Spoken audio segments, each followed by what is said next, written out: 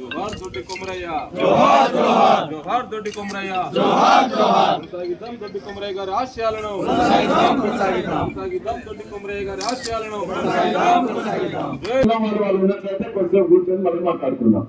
ఓకేనా? ఈరోజు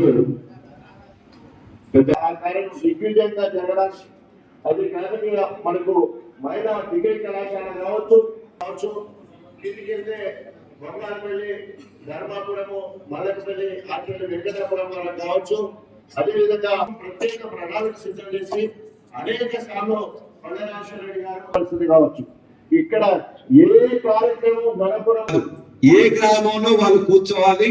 మా గ్రామంలో ఇంతమంది బయలుదేరుతున్నారు. వాళ్ళ దేవాలయం కింద ఫేజ్ 1 ఫేజ్ 2 ఇన్కంప్లీట్ కంప్లీట్ చేసి ఫేజ్ 3 లో మరలా ఇప్పుడు 3 మోటార్లతో 1800 క్యూసెక్ల కోసం తయారు చేసి కేసీఆర్ గారు సిగ్గు లేకుండా ఇక్కడున్న 11 మంది ఎమ్మెల్యేలు 10 మంది గెలిచి ఒకడు ఇక్కడ దూకితే 11 మంది ఎమ్మెల్యేలు గాని 2 మంత్రులు గాని 6 నియోజకవర్గాలకు నీళ్లు అందిస్తున్న దేవాలయాలకు ఓఎండ్ఎంకి 6 కోట్లు ఇవ్వలేని చవటలు దద్దమ్మలు ఇక్కడ కాంగ్రెస్ యొక్క చలివాగు నుంచి మనకి ఏదైతే మోటార్లు రావాలో ఆ మోటార్లు మొత్తం కూడా ఆగిపోయినాయి.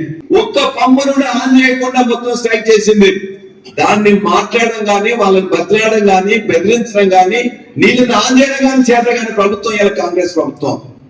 నేను డైరెక్ట్ గా ఎస్సీతో మాట్లాడి, సిఈతో మాట్లాడి, ఈఎన్సీతో మాట్లాడి, సెక్రటరీతో మాట్లాడి, చివరికి ఇరిగేషన్ మినిస్టర్ తో మాట్లాడితే 6 కోట్ల రూపాయలు ఇస్తే వాడు ఇక్కడికి వచ్చి ఇక్కడ ఉన్న మనం గెలిపించిన ఎమ్మెల్యే గండి రామారావు దగ్గరకు వచ్చి అక్కడ స్టైల్ గా మేము నీళ్లు ఇప్పిస్తున్నాం అంటాడు గన్పూర్ కి.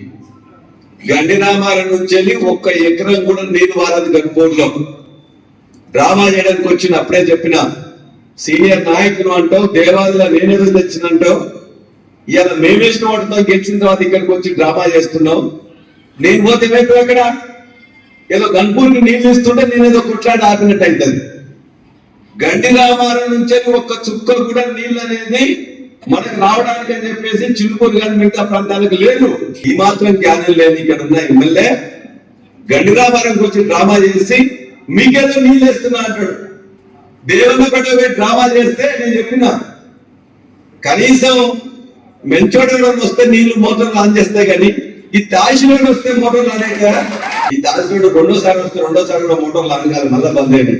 నేను చెప్పిన అధికారులకు ఎవడు రావాలో వాడు వస్తే అవుతుంది కానీ ఎవరు ఆన్ చేయాలో వాడు చేస్తే ఆనవుతుంది కానీ ఈ తాసిల్ మోటార్లు వచ్చేసి మోటార్లు ఆన్ చేస్తే ఆనవుతాయా? మేము చేసాము కాబట్టి ఎలా ఆ మోటార్లకు డబ్బులు ఇచ్చింది కేసీఆర్, పని చేపించింది కేసీఆర్. చివరికి మళ్ళీ మేము మా పాదాలు అక్కడ పోయి అని మేం చేస్తున్నాయి. అందుకే మళ్ళీ ధర్మసారి పోయి అన్న నీళ్ళు చల్లుకున్నాడు, మేము అక్కడ పోయి మొత్తం పంపులాన్ని చేసి వచ్చినాం. అంటే దీని మీద ప్రేమ ఎవరికి ఉంటుంది? ఇవాళ మన ప్రాంతంలో మనందరం కూడా ఇక్కడ మట్టి బిడ్డలం. ఆయనకి ఇక్కడ ఏమున్నది? స్టేషన్ కర్పూర్ దానికి ఏం సంబంధం? దేవాలయాల గురించి చేతగాని ప్రభుత్వం ఇది ఏమన్నా చేసిందంటే మనం ఇవన్నీ మనం ప్రతి గ్రామాల్లో కూడా చెప్పాలి. దానికి 144 కోట్లకి సోడ్చిపల్లిలో మీటింగ్ పెడితే 40-50 వేల మంది మనందరి సాక్షిగానే ఆనాడే కేటీఆర్ గారు శాంక్షన్ చేసింది వాస్తవమా కాదా? వీడు కక్కిందా తింటోడు లాగా అక్కడ సిగ్గుశరం ముందు అవన్నీ పోయి నేను కొబ్బరికాయ కొడతాను మనం పోయి ఎవరు తెచ్చిండు? కేసీఆర్ గారు చేయలేదా? కేటీఆర్ గారు కొబ్బరికాయ కొట్టలేదా? మనందరం సాక్ష్యంగా లేవా? మరి సిగ్గుశరం ఉండాలి కదా. నేను పోయి మన దానికి కొబ్బరికాయ కొడతా అని చెప్పేసి దానికి అంటే అటువంటి వాళ్ళకి గ్రామాలలో మనం చెప్పాలి. 800 కోట్లు పనిచేసిందట, అందులో 104 కోట్లకి పని అంట. ఈ యొక్క స్టేషన్ కర్పూర్కి 1 రూపాయి బిల్ల పని కూడా కడియం చేయలే. చేసింది ఎవరంటే కేసీఆర్ గారే. 8 రూపాయలు 8 బిల్లలు కూడా తీసుకురాలే. పచ్చి అబద్ధాలు చెప్తున్నాడు 800 కోట్లని. ఇవాళ తెచ్చిన డిగ్రీ కాలేజ్ కావచ్చు, మున్సిపాలిటీ కావచ్చు, 100 హాస్పిటల్ కావచ్చు, నస్కల్ యొక్క లిఫ్ట్ ఇరిగేషన్ కావచ్చు, చిత్తూరుకి వచ్చే లిఫ్ట్ ఇరిగేషన్ కావచ్చు, వేలేరుకి వచ్చే లిఫ్ట్ ఇరిగేషన్ కావచ్చు, నవాబేట లైనింగ్ కావచ్చు, ఇవన్నీ పనులకు ఆర్డర్లు ఇచ్చింది, డబ్బులు ఇచ్చింది, సాంక్షన్ చేసింది కేసీఆర్ గారి ప్రభుత్వం. ఇలా నేను వచ్చినా అని చెప్పేసి మనగా మాట్లాడుతున్నాడు బిడ్డ. ఇక్కడ ఉన్న ప్రజలందరికీ తెలుసు, కర్రు కాల్చి బాధ పెట్టడానికి సిద్ధంగా ఉన్నారు. ఆర్డర్ ఎప్పుడు వస్తుందా, ఉప ఎన్నిక ఎప్పుడు వస్తుందా, మళ్ళా కనుక్కుంటే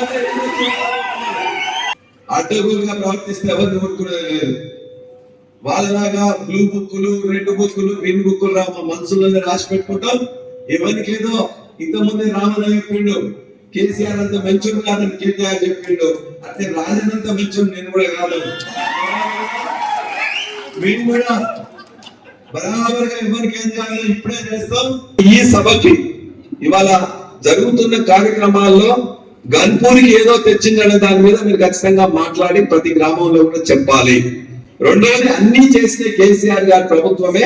ఇంతకుముందు ఉన్న నాయకులు, ఎమ్మెల్యే గారు కానీ ఎమ్మెల్సీ గారు ఏం తెచ్చినా చెప్పాలి. మూడోది, కేసులు కానీ ఇంకోటి ఏదైనా ఉన్నట్లయితే నీ కేసులకు ఎవరు భయపడతానా, పోదాం పా అని చెప్పేసి అక్కడ ఉన్న ఎస్ఐ గాని, సిఐ గాని, ఎంఆర్ఓ గాని, ఆర్టీఓ గాని ఎవరికైనా బరాబర్గా గట్టిగా నిలదీసి మాట్లాడండి. ఇవాళ నేను పోయేదానికి కూడా కొద్దిగా సిస్టమేటిక్ గా పోవాలి కాబట్టి మరలా ప్రతి ఊర్లో కూడా గులాబీ జెండాని మళ్ళా కొత్తగా మనం ఎగరేసుకుందాం. ఇది రాత్రి కూడా జరిగే ప్రోగ్రాం కాబట్టి లేడీస్ అందరినీ కూడా చాలా తక్కువ తీసుకురావాలి. మన నాయకులు, కార్యకర్తలు, సర్పంచ్లు, ఎంపీటీసీలు, గ్రామ అధ్యక్షులు, మన కుటుంబ సభ్యులు, మన మహిళా సంఘం సభ్యులు, వీళ్ళ వరకే పరిమితం కావాలి.